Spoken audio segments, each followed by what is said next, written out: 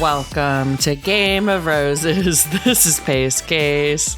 This is BachelorClues, and we have for you today 10 clips in a Digging Deeper. A lot of these clips have to do with the recently concluded Love is Blind Season 9. PaceCase and I just watched that reunion, and we're going to have our offering. We're going to have our top 10 takeaways from that whole season and kind of a little recap of the reunion out in the next few days. Be sure to look out for that. It was something, I guess we can say. I learned who Chris Paul is. I think a lot of people did on that night. I think Chris Paul learned who he was that night, who he truly was. It was weird. There's no getting around it. Like I said, we'll have our recap out, I believe, tomorrow or the next day. Right now. Wait, but this comes out Monday. Yeah. Oh. Wow. I think that's how it works. Wow. Maybe it could be out by now. We're recording it today, Friday, October 31st, our Halloween episode, technically. Yes. And if you are a Necessary Conversation viewer or listener, we're shooting that on Sunday, and we're doing our Halloween then. So our Sunday episode, we will be in costumes. Great. Yeah. Or at least I will be. And I think my sister. I can't imagine my dad's going to put on a fucking Halloween costume. Your mom's always got a Halloween costume on. Nice. That hat. That's what we did there. Yeah. And your dad's always got that one on. Clown. Yeah. Enraged man. Okay. And if you're a Yellow Jackets head, we just finished Yellow Jackets season 3. Great season. Was it really? Apparently people didn't like it, but we Catherine tried. and I loved it. We watched the first 2 episodes and just could not. Interesting. Yeah. I liked the adult storyline a lot better than the second season. Mm. The cult thing. Can you just tell me, is there a you want creature? Me to spoil it? Huh? I'm not. Is there a supernatural element, or are they crazy? Can you tell me that? We don't know. Then I'm out. Okay. 3 seasons in, you're giving me these little breadcrumbs of like, maybe there's a weird monster in the trees. Is there or isn't there? You see? I can't answer that. That's a spoiler. Right. But I'm just saying, like, that show is let's be very clear here. It is a Lost ripoff. Lost. Homage. Okay. In the pilot episode of Lost, 100%, they're like, there's a literal supernatural creature on this island with them. Here it is. You can't look at that and see anything different. There was no confusion about like, maybe they're crazy, or maybe it's real. Maybe they're already dead. I don't know. I think both shows operate in the same, maybe it's supernatural, maybe it's not thing. What? Did you watch all of Lost? Mm-hmm. It 100% in the end said the island is real. They were alive on it. There is this weird hierarchy of the guy who's keeping evil at bay and the evil that's trying to escape. We don't know. There's different interpretations. There's not. They were there on the island. Hurley became the next Jacob. That is all real. And then the other ones went on to heaven after they all had to wait for each other in purgatory to die. And then they get to ascend as a group. I'm not saying it was good, but they at least did that. They at least gave us a concrete reality to operate in. I mean, you and I argue about these things. The end of The Leftovers, too, I feel like can be interpreted in different ways as well. She went to the other universe. She went to the other universe. She said she did. Yes. You think she's a reliable narrator? Yeah. Interesting. About that, well, anyway, yes. I liked it. Clues didn't like it. That's fine. Media is, art. Media is for media everyone. Does. That's true. People like different stuff. Chris Paul, basketball, that's for people. Yeah. Basketball's for people. My partner loves basketball. That's the new NBA slogan. Wemby. Victor Wembanyama. Saw some clips of him. Unreal. What he's doing this season already. So tall. Okay. PaceCase, shall we do this? Shall we dig into this digging deeper? Yes, we shall. All right. 10 Trick clips. or treat. Trick or treat. Trick or treat. I was just trying to make it Halloween-y. Oh, treat. Yeah, I'll put my little in our first clip, we do get a on. treat. This comes to us from those lovely Vial files. Have you noticed in Outlander that Jamie, the guy who plays Jamie, his acting style, whenever he's about to deliver a line or in reaction to somebody else's line, he starts and ends everything with that? Yeah. Jamie, it's a sexy grunt. Bring me my ether. Sassenach, I'll bring Sassenach. you. Aye, Sassenach, dinna fash. I dinna ken what you mean by ether, but I'll bring you your magic drugs. Yeah, it's either one grunt or like a little chuckle. All of the other actors now Sassenach. do it. All of the other actors, it has somehow been spread to them like a virus. They all do it now, even her. That's so cute. I love that. I'm just going to start doing it now. All right. In our first clip from I those bet we Vial have files. stuff like that. This is Vial Files from October 14th. In it, Annie discusses her comments about gay being a fad, claiming that the show fabricated the conversation. Here we go. When Nick asked if it was a fad and you said 100%, was that a genuine question and answer, or was that edited? No, I don't think being gay is a fad, period. However, that part of that conversation is, it actually was clipped from another part that we were talking about. We were talking about something very different, and it just happens to be, because you can see it, do you think it's a fad? It doesn't specifically say, do you think being gay is a fad? Which again, I do not think being gay is a fad, but that was just put very conveniently after that conversation. What was Nick asking you? What was a fad? So we were actually talking about how like sex sells.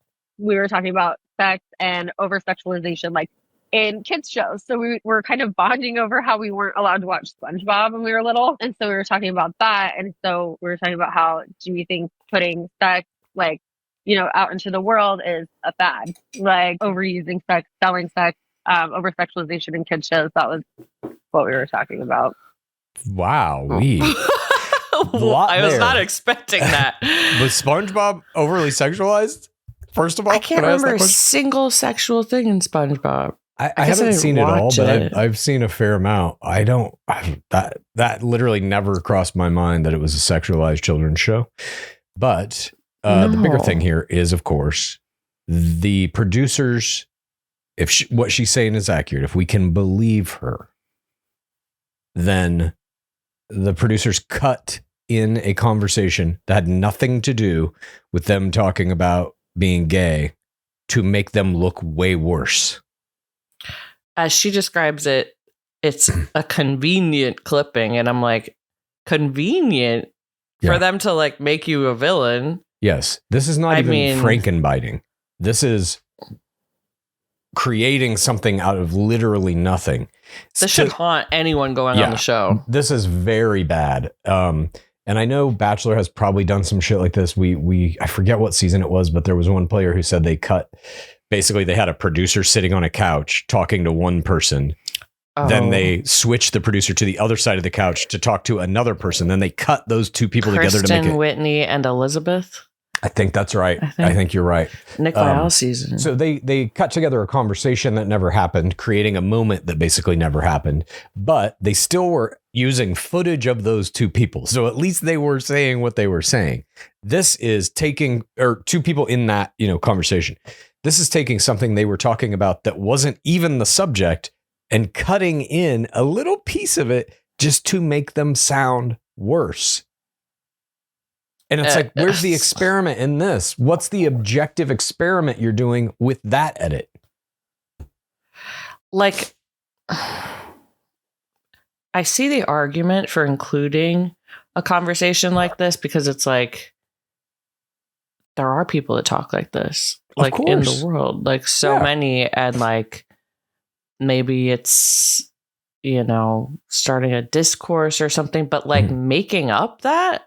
Yeah. Or zhuzhing it up is like, I don't know. It's icky.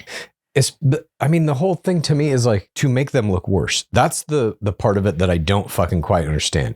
We talked in you'll hear in our recap of the season, our top 10 takeaways. One of the big problems with this season was there were no heroes. There was no A couple. You had no main character. You weren't following anyone. they were all kind of like presented as these shitty people, or at the very least not given enough screen time for us to really latch onto, like with Allie. But in this case, you've got Nick and Annie, who in the end, obviously he dumps her. They don't even make it to the altar. Fine. So you can cut them to look whatever way you want. But this now to me feels like punishment. It feels like the producer's saying, you know what? You didn't make it to the altar. Fuck you.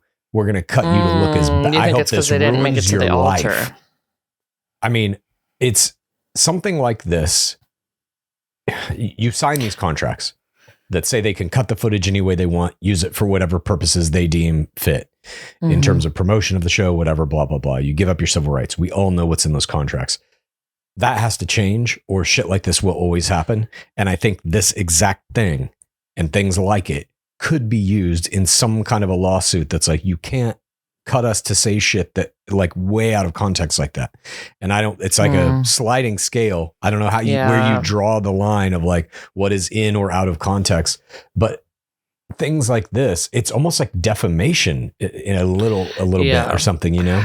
I mean, it's like, I'm trying to remember the earlier homophobic comments, because it's like, there's an argument to be made that's like, well, they were being homophobic to start. Like, I wouldn't want to, it was like, I wouldn't prefer a gay kid or something like that. Yes, but that, I'm not defending any of their statements. Please let me be on the record of saying that.